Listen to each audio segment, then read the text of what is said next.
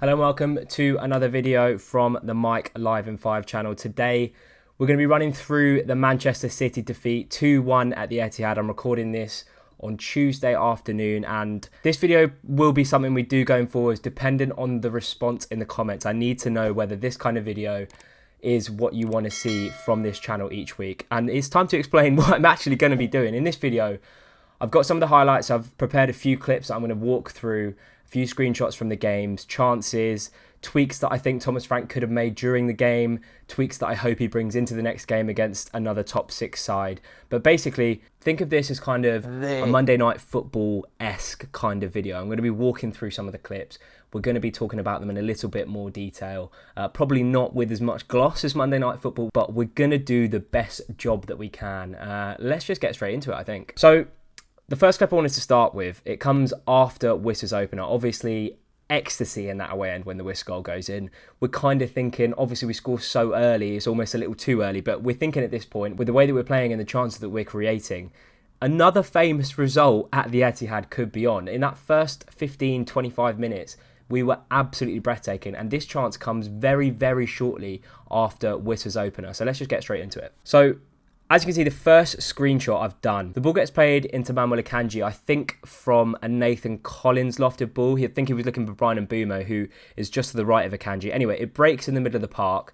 The first one onto it is Damsgaard, just at the bottom of your screen, and Ilkay Gundogan is there too. Damsgaard wins that 50-50, and that's crucial. He gets there before Gundogan, and as you can see at the top of your screen, Wissa and Mbeumo are off. They're already looking to turn. They're already looking to penetrate that defence. And I'm just going to take it forward one more clip. And this, for me, is where Damsgaard has a decision to make. He eventually ends up opting for his right, and he takes a kind of lofted ball over to Mbeumo. But as you can see, if he plays it there with his left foot, Mbeumo's through on goal. And that's what I want to see from Damsgaard more. And I don't want to slate him too much because he's been absolutely fantastic from the start of the season all the way going back to the end of last season.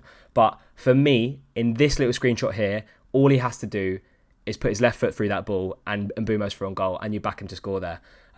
He ends up taking it on his right. It's a little bit not enough in front of Mbeumo for him to completely continue with his stride, so he has to take a couple of touches, takes it onto his right foot, and the chance just really gets smothered by Ederson. But if he plays it on his left there, I think Mbeumo can take it onto his left foot, potentially go around Ederson, or do one of his trademark Mbeumo finishes that we've become so accustomed to seeing. So that's chance number one that I think we should be doing better with. Again, 26 minutes in, Erling Haaland's already got the equaliser, but we're still very much in this game. Collins has a chance from a corner that I think Ederson does well to react to, but either side I think he does well. But anyway, moving on to this clip. I just want to point out that Brentford, away from home at the Etihad against the champions, we've just conceded a goal, and this is still our intent.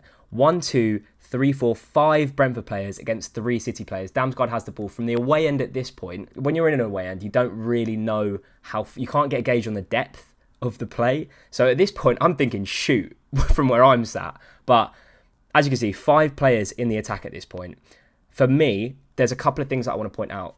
KLP should be busting an absolute nut to get further up the pitch at this point and bring it a little bit tighter so he's got options. Damsgaard has to get his head up as well, but as we'll see in the next screenshot, this is just before Damsgaard plays the ball over to Ayer, who's almost at right wing at this point. And Ayer, by the way, what a game he had and what a season he's having. Let's hope that he stays fit.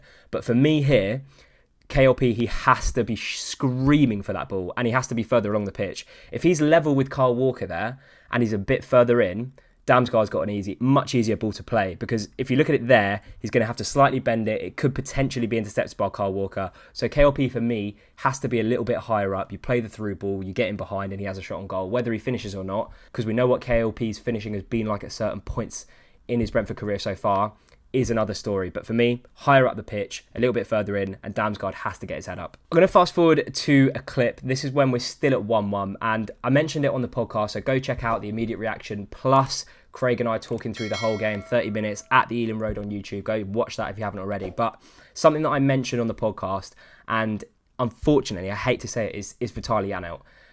We've spoken about it at length on the podcast. I really do not think we need to be playing him consistently week in, week out this season. I think he's a fantastic player, don't get me wrong. But we've said on the podcast before how if we've got Norgard, whose natural possession is a 6, he's not going anywhere. I do think we need a little bit more creativity, or someone that's a little bit more like an 8 than what Vitaly Janelt is, because I think he's great defensively, great in the press. He wins his 50-50s, wins his duels, but just going forward sometimes he's just lacking a little bit. So onto the screenshot. Nathan Collins got the ball on the left-hand side of the pitch. Vitaly Janelt, he's got his head up. He knows who he's looking for. Whistle and Mbumo, they're going down the line. But it's just the weight of the pass for me. Ends up coming to him. He plays a first-time ball and he opts not to go on the floor. He opts to go behind. So you would assume that Whistle and Mbumo had already got on their bike. But as you'll see, neither of them have. Ball gets played straight back into their defence and we surrender possession again. And this is just one highlight that I've picked out from Vitaly Janelt's game, but I noticed it from the away end several times during that game. And against a team like Man City, where you're already on the back foot in terms of possession, and Brentford did a great job to have so much possession in this game. But the turnovers, a lot of them came down to Janelt just not taking his time on the ball. And in that situation, he could have had a touch, he could have played it into feet, but this is just one of many. He had this opportunity several times, and each and every time he gave it away. And for me, if there was someone like a Fabio Carvalho in there, it might be a different story. I actually think when he came on, he made a great impact. So hoping to see more and more of him to come.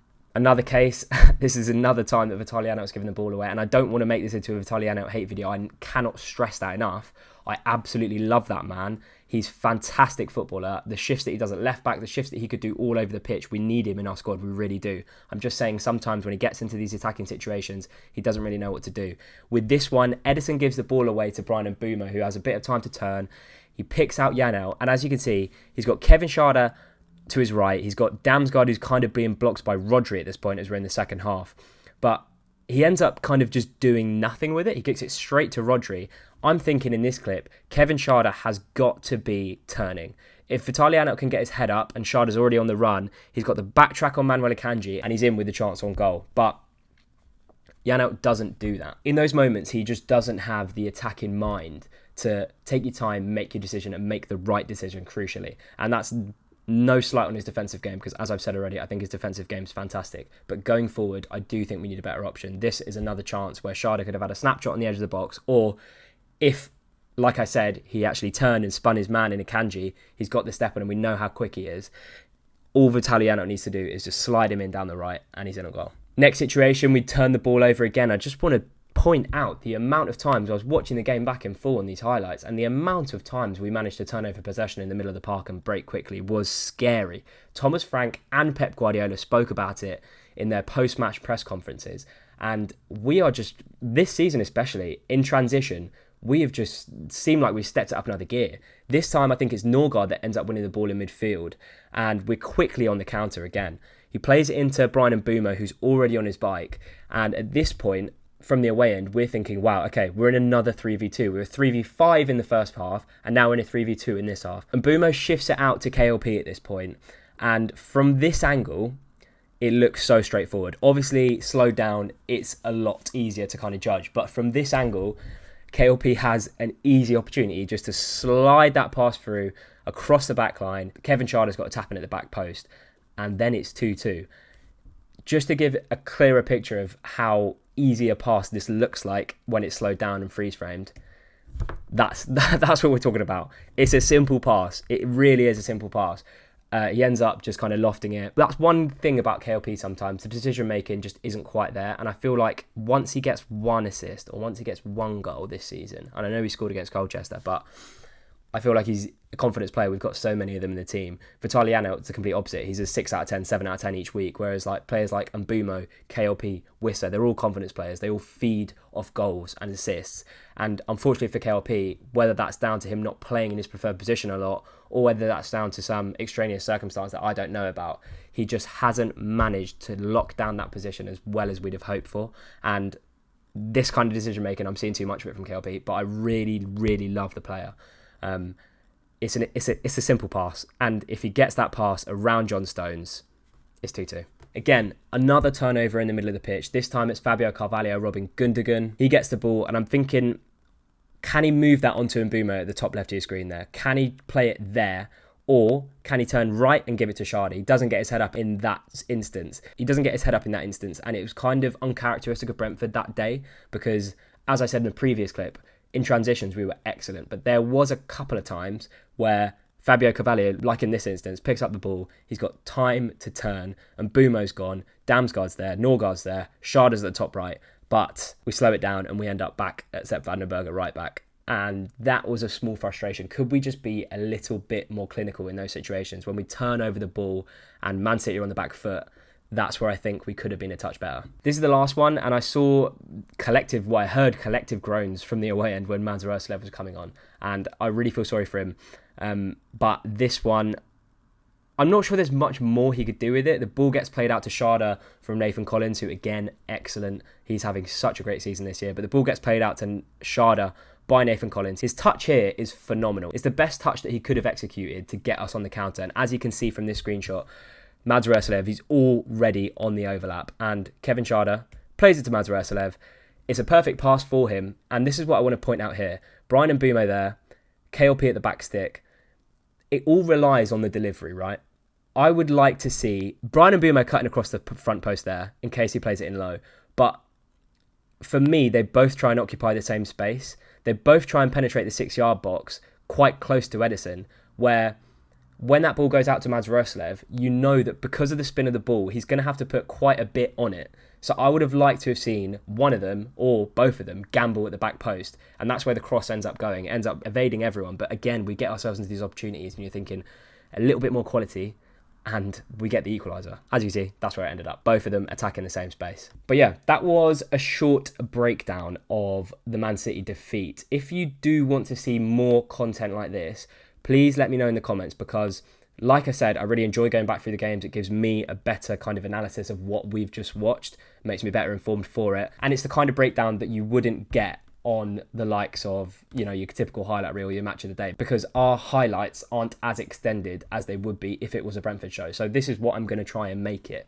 I'll go through the whole game. I'll pick out the screenshots. I'll write them down when I'm at the game, and we can have this kind of tactical kind of debrief every week. So please, please, please do let me know if this is something you want to see more. If it's not, let me know in the comments and I can go down another avenue with the kind of videos that I want to release. But yeah, remember to hit the subscribe button, new weekly Brentford videos, and also go and check out the podcast at the Ealing Road. We've released a 30-minute debrief from the Man City defeat. And also give me a follow on TikTok at Mike Live in 5 as well. That's where I'm doing more short form content. That's going to be Brentford and football related stuff. But I'm just keeping this channel Brentford for the moment. So please subscribe, first of all, drop a comment down below.